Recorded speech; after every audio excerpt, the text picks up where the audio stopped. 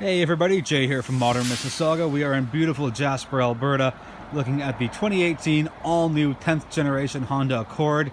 We're looking at the passenger side profile here. Very sharp, sleek profile of the Accord. The rear, just after the rear doors, it slopes down just enough to kind of give it that cool sporty look. We're looking at specifically the 1.5 liter turbo touring top end trim. So 19-inch wheels, beautiful rims. We'll go around the back side of the car and kind of do this backwards from what's usually done with my videos. So as we get out of the sun, there is a nice look at the rear end of the vehicle. Very cool tail lights, dual exhaust, and just a nice clean look overall. You know, I like it. People are saying that sedans are dying, and I think Honda's done a great job with the design of the Accord, so that it's kind of coming back to life a little bit. And after driving it all day, they've certainly done a fantastic job all throughout, inside and outside, as well as driving impressions on the Accord. We'll keep moving around, take a look at the driver's side. So same thing as the passenger side. I'll just back up to get you a better view, get some trees in the background. There is a river, so sorry for the background noise on that. One thing we'll notice is right there, that little bit of finish swoops up a little bit, and it kind of just brings it all together with the top, the roof line, and that little trim at the bottom coming together as well. One thing that Honda did mention in the production video, sorry, the introduction video to this, is there's more of a seamless roof line here. Whereas before there were lots of deep divots and rivets, or not rivets, divots and a row here. It's more or less seamless. I don't know if we could, there's still a little lip here, but there's nothing like there was before, but it was that big black trim all the way throughout. So we'll move around to the front of the car. One quick note right here, integrated turn signals in the side mirrors. So as we continue to roll around, there's the front of the car. I like it. I think it looks just aggressive enough for a sedan, but it's not overly aggressive. It's not ugly. It looks sharp. It looks great. LED day runners, LED regular lights, and LED fog lights. Again, the car is solid throughout as far as appearances go. I'm really happy with it. I lost my train of thought. Oh, it's back. I'm going to segue into our look at the interior of the car, so we will be right back. And we're back with the 2018 Accord, looking at the inside. We'll start with the rear seats. There is a lot of space back here. The front seats pushed up pretty much as far back as it can go, and my feet fit perfectly. Comfortable, spacious. You still fit two people comfortably. Middle seats, it's good, but you know, not ideal for a long trip with 3 adults. Just show you that thing again, and your center armrest comes down. A couple of cup holders. You have USB ports in the rear, one for each side. Very cool. And let me get out of the sun here, and let's do it this way. There we go. And you get your air vents as well. So let's jump out of the rear and let's slide into the front seat of the car as we go around the back. Before we do that, I just want to show you the trunk. Trunk releases right there on the door. Hold it down for about a second and it opens up. I've got a little bit of stuff in here. Honda has said that the cargo space has grown by a little bit. All that will be in the written portion of the review. You know, a couple of snacks from Honda, my jacket, my USB, and my sunglasses case.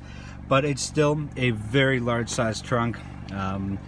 Put your IKEA furniture, hockey bags, other sports gear, guitars, amps, whatever it is, groceries, golf clubs will probably fit in here as well. So now let's really go into the front of the car. So there's your wide shot on the exterior side. So let's jump right in.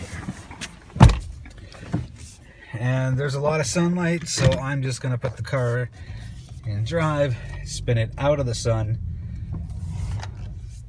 There we go, much better. All right off the bat, the dashboard looks beautiful because it's plain, it's simple, it gives you everything you need to know. Gas gauge, speedometer, what gear you're in, outside temperature, gear, outside temperature, and your current number of clicks on the car. There's your Honda Sensing's information there. My lights are on. And on the left, that gauge changes at will. So I should have, oh, there it is. So it's around the steering wheel. Volume knobs on the left side, home button, and your left and rights will control what you see. So that's your range and your fuel economy. That's your radio. I don't want that. Go back. Go back again. So now you can pick between your TAC, range, fuel, speed, audio, phone, navigation, traffic signs, which is a new thing for Honda. It lets you, it scans and tells you the speed limit from before you get to the actual speed limit signs, so you have a lower chance of getting tickets. Driving support, driver attention. Again, if you're wobbling and weaving, the car will let you know. Maintenance, safety, and warnings. So I like to keep it on the tachometer side as much as possible. Steering wheel looks very nice. It's comfortable. It's thick, but not as thick as BMW's, but not as thin as maybe the Nissan Micra. So it's a good. It's got a good fit, finish, and feel to it. If you've gone through the left side of the steering wheel, on the right side, your heads-up display, cruise control stuff in the distance. And the cool thing is your heated steering wheel button is right there and on off, and it's in a great location, very easy to find. Over here we have our heads-up display. You can raise it or lower it. There it is a little bit. You can see it being raised, you can see it being lowered, so it's right there if anyone's looking for it in the video. Basic controls here as far as the mirrors, two position memory seats, and that takes care of that side of the car. You have your sunroof controls here, place for your sunglasses. Center console is where it's at. It's got a lever, not like those buttons like Acura has. I love that there's a lever, and I love that there's none of that nonsense where you pull it down, go left and right to do the gate shifting. Full marks to you, Honda, on that. You got your Econ, got your Sport, got your handbrake, and your brake hold. There is a volume knob. Everyone was up in arms about there's no volume knob, and I don't know how to turn the volume down in the rush. I was one of those people. Full disclosure. Yes, I know I could have adjusted it from the steering wheel, but I'm a traditionalist, I guess. I just like things to be in the spots they're supposed to be in. Yeah, so hooray for that, and hooray for the tune scroll. This is a touchscreen. You can do lots of different things here. Oops, phone. But there are also push buttons as well. So you really get the best of both worlds here. You know, maybe your passenger doesn't want to mess up the screen, or they don't want to get fingerprints on it, or you don't. You just kind of memorize the 4 buttons here, 4 buttons here, and you're pretty much set as far as that goes. On the top trim touring model, you get heated seats. You also get cooled seats. Very, very cool feature there, Honda. Push button start. You have your USB there. You have your cigarette light adapter there. You can double up on it by putting an adapter there. Wireless charging, not for iPhones. Well, iPhones 8 and over, but for me with a 6, not so much. Regular cup holders and a massive amount of storage in here. Honda Canada gave me a satellite phone because we are in rural Alberta and we lose signal a lot of the time. There are some empty drink containers because, well, I was thirsty. There is another USB port right there, and this slides. Very cool. Honda, full marks to you there. Everything else pretty much is great, you know, fit and finish wise. I do want to point that out. No, that's not a piece of dirt. That is a wireless connector for your Bluetooth. You tap it and it shows up there. I can't do it now because I'm on my phone recording the video, but overall it's a great feature. Lots of cool tech in here. Sorry about that. I'll have more information on the actual written part of the review, as I mentioned before, as far as some of the gear things go, some of the tech stuff goes. From a regular consumer standpoint, I think the Accord's going to be a hit. Honda's been doing great things as far as getting more cars on the road, and it's comfortable, and the steering feel is good, and there are no more V6s. It's all turbo engines, so it's a 1.5 turbo in this one with 192 horse, 192 torque. There is a 2-liter turbo option as well, with more horsepower, more torque. Those figures will be in the written review. And there is a manual option. The reason I chose to shoot this video in this car is because 99% of the cars, or 99% of the Accords, will be sold in an automatic configuration. Let's be honest, the save the manual things is kind of fun and cool, but it's not going to fly. We're moving towards autonomous cars. You can't have a manual autonomous car, so save the manuals all you want. I'll be sad when the last one rolls off the line, but Honda's doing their best to keep it as current as possible. I did drive the 6-speed manual. It is fantastic. It's so smooth, and the shifts are very accurate. But since this will be seen by people that are leaning more towards the automatic side, that's the way I chose to shoot the video with an automatic automatic transmission. All right, we'll be right back with actual driving feel and driving feedback, and we'll put the camera on the sunroof and shoot down just like we always do. So stay tuned. And we're back with the in-car portion of the first drive with the 2018 Honda Accord 10th generation. One other thing I forgot to mention is Honda has not only done away with the V6 motors, they've also done away with a coupe body style because just no one's buying them. That's the short and simple reason behind it. You know, it comes down to dollars and cents, and if no one's buying a specific iteration of a car, there's no point making it. It's, you know, there's billions of dollars invested in a new model, and just I can't really find any fault with them. Yes, I own a 2004 Accord Coupe. You know, that's 13 years ago. The landscape has certainly changed since then. So no 2-doors and no V6s, just the 1.5 turbo and the 2.0 turbo. After driving, I know I'd say about maybe 400 kilometers, maybe 450 throughout the day here in Jasper. There's a lot of winding roads. There's a lot of open roads. There's a lot of not quite urban roads, but there's still a town of Jasper there. But what I found as far as driving impressions go, the Accord just feels really good.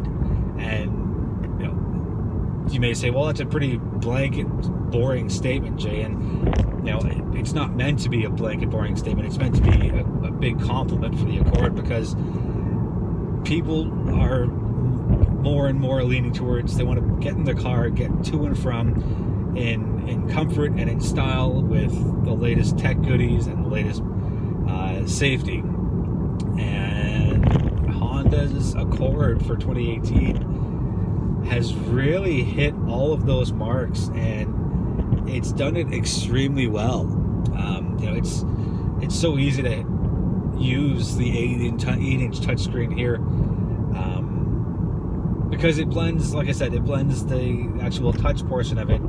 But if you want the buttons, because you don't want to be guessing while you're driving at the at which tiles you want, there's still 8 actual physical buttons, plus the volume knob here, plus the tune and scroll knob there. I don't know how many people are going to use the tune scroll between your MP3 player or your Bluetooth or your presets in your radio. But anyways, it's there. It looks symmetrical. It's great. The seats are very, very comfortable. The top trim Touring comes with leather seats, both heated and cooled. And you know, there is no point during the day today where I felt, oh, I'm so tired of sitting in the seats, or my upper back hurts, my lower back hurts, my thigh hurts. The seats are well made, and the seats are very, very comfortable. And full marks to Honda on that. I mentioned the steering wheel has a good amount of thickness on it. You know, it's comfortable to hold on to, whether you do the 9 and 3, which is safe.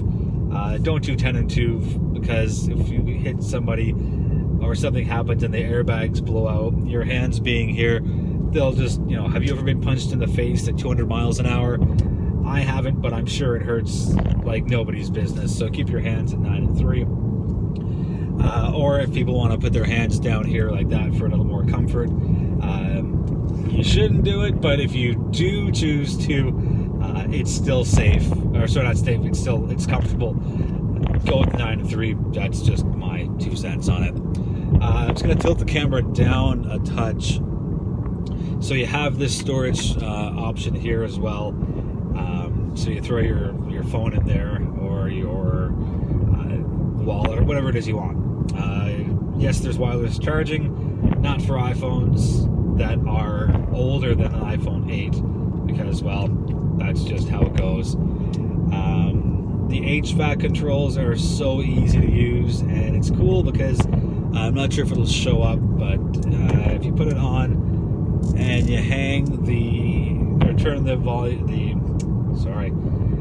knob to the right for increased temperature, there's a little bit of red, and if you swing it to the left, there's a little bit of blue. I think I caught that on the camera, hopefully. Let's just do it a couple more times. Red to the right for warmth, blue to the cold, blue to the left for cold. Again, easy to use. Your heating seats, cool seats are there. The car handles well. It drives very, very quietly. The last generation Accord wasn't loud by any stretch, but it also wasn't whisper quiet. And while the 2018 Accord is not whisper quiet either, because you go to your luxury branch for that level of quietness, it's still impressively quiet. And that might be the tires. I did drive the manual in the mid trim, and there was a significant amount of road noise compared to this specific vehicle. The Honda top trim, very little road noise. The Honda mid trim, a little bit more. It's not annoyingly loud. It's not going to be a deal breaker for anybody.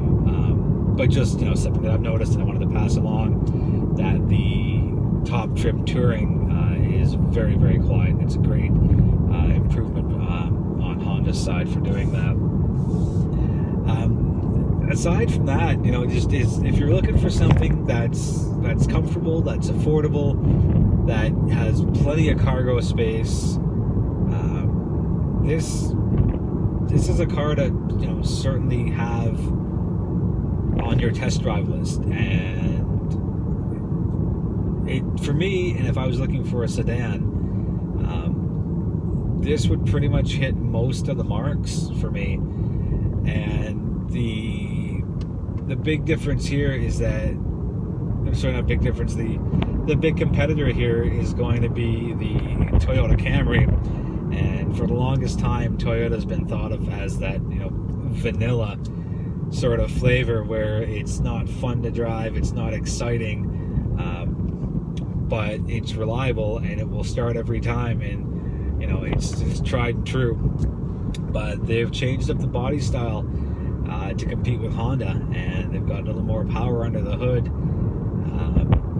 So look for the Camry to give the Accord a good run for its money. Time will tell which one comes out on top. Now, I haven't driven the new Camry yet, so all I can speak to is what I've seen as far as still images go. But what I'm here for is to speak to the Accord, and it's great. And Honda's done such a great job, and they want to dominate every segment that they're in. And between the Civic being on track to be Canada's best-selling passenger car for the 20th year is something, kind of like Lou Gehrig's streak. Who's going to beat that? And even if Honda doesn't get it this year, 19 years is remarkable. There are so many CR-Vs on the road. The premium minivan segment. The Odyssey's doing great in that. You know, Honda's doing a lot of things very, very well. And with the launch of the new Accord, it'll be in showrooms later on in October and into November, with a hybrid offering coming next year.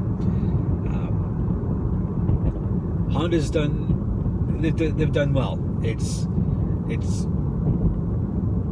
dare I say, it's fun to drive. You pop it in sport mode and everything tightens up and you get more responsiveness. Even with the 1.5 liter engine, there's still 192 horse and 192 pound-feet of torque. So it's nicely matched, and it's got passing power, and you can climb hills in Jasper without having too much of a lag at all. And it's fun, it's spirited, but yet it's sturdy, and the car's been pushed out as far as wheelbases go and overhangs go, so it's got you know, a stronger stance, and that keeps you on the road. I should back that up, sorry. Every car is going to keep you on the road, but it's just got more of a secure stance, and I found that again from driving all day today throughout the rolling hills of Jasper. So I think that's it for me. Let me take a quick look and see what my fuel efficiency is like. Although I haven't driven, like, we had a bunch of different Meteor cars for testing out there, but let's see what the last person managed to do. So 7.3 for liters per 100 kilometers, and the last journalist had 322.7 kilometers. So that's really not all that bad. With a full tank, you can probably squeeze out 650, 700 if you keep it in eco and you're on cruise control and you're driving through Saskatchewan because it's a flat surface without any hills. So yeah, so that pretty much wraps up the video here. If you have any questions on the new Accord, flip me an email at j@modernmississauga.com. Leave something in the comments, whether it's on Facebook or through the website. There goes the camera, and I'm just gonna leave it at that. So thank you for watching, everybody, and we will end this video with it not being on a mount.